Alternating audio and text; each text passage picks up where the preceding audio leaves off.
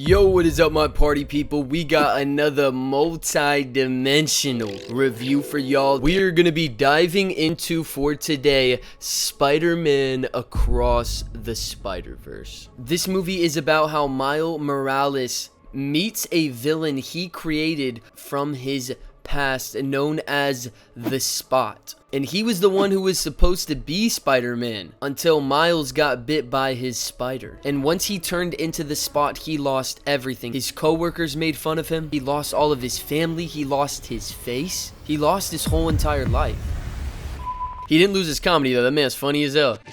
So he vows to get stronger and take away everything that Miles took away from him. I really love how in-depth they made the subject on this movie. There's just so many variables and ways the stories can go that it keeps me so interested and invested. And that's one of the reasons this movie was so crazy, especially when we found out that Miles was the original anomaly, since the scientists brought that spider from another dimension and it wasn't supposed to be in his, and now there's a dimension with no Spider-Man and it's just anarchy. I bet the Joker would love that.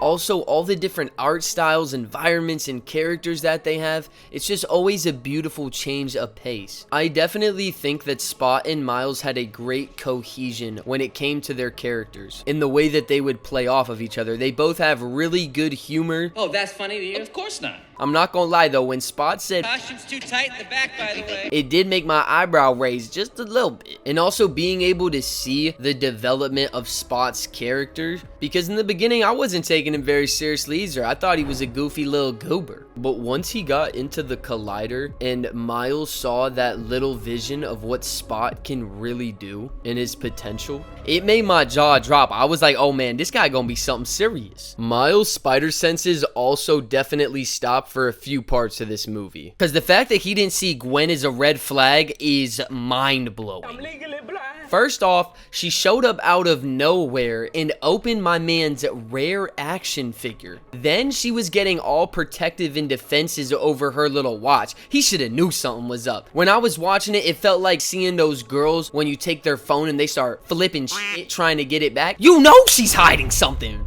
And don't even get me started on Hobby. I know they was spider pipe. She had on my man's shoes, had her toothbrush at his crib, spent the night at his house, Dirty hoe. and on top of that, one of the Spider-Man asked Miles if he knew about her and Hobby, and Miles was like, huh? And he was like, oh no, he did not. I mean, that's sus. They were probably having some crazy spider sex on the ceiling or something. And Hobby plays instruments, so I know he was hitting that G-spot. I really can't even be mad about it though, because Hobby is a whole vibe. Shout out to whoever animated this as well, because they did a really good job in the beginning of this movie with Gwen. They had her looking rough as hell in the beginning, and a part of me thinks they did it on purpose to show just, you know, everything that she's been going through, how it's been weighing down on her, and explains why she was wearing that trash badonkadonk fit with a leather jacket over her dress to her homecoming or prom, whatever it was. Now, if they didn't make her look rough in the beginning though on purpose, then I'm not gonna lie, they did my dog dirty. Also, Gwen's dad gives me major retired Mr. Incredible vibes. He was tweaking out though. I mean, when Gwen left, he really did not give her a choice. He was gonna arrest his own daughter. And I don't know about y'all, but if I gotta choose between being stuck in jail for something I didn't do or having a bracelet that can let me hop dimensions, I would be doing a 440 sprint into that portal. The African-American Spider-Woman was dope as hell too. I mean, she drives a bike and is kicking ass while pregnant. That takes balls. One wrong punch to the gut and that baby is getting planned seed. Someone needs to find this little kid's parents on the train, because they need to call child services, or at least take my boy to a hospital, because he was licking the train window like he was trying to find the center of a lollipop.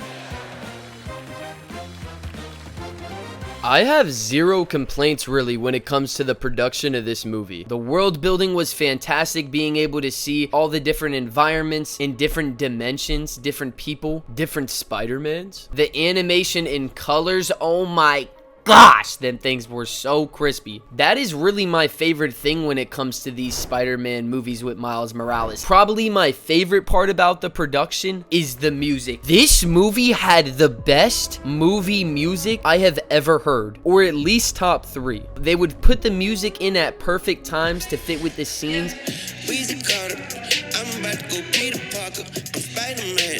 And every song they did put in, oh my, I forgot I was even watching a movie and just started bopping and singing for a little bit. It got me feeling like I'm about to star in a sing-along or something. Started turning into the boogeyman for a sec. Now, when it comes to the rating of this movie, can I get a drum roll, please? I will give it an 8.7.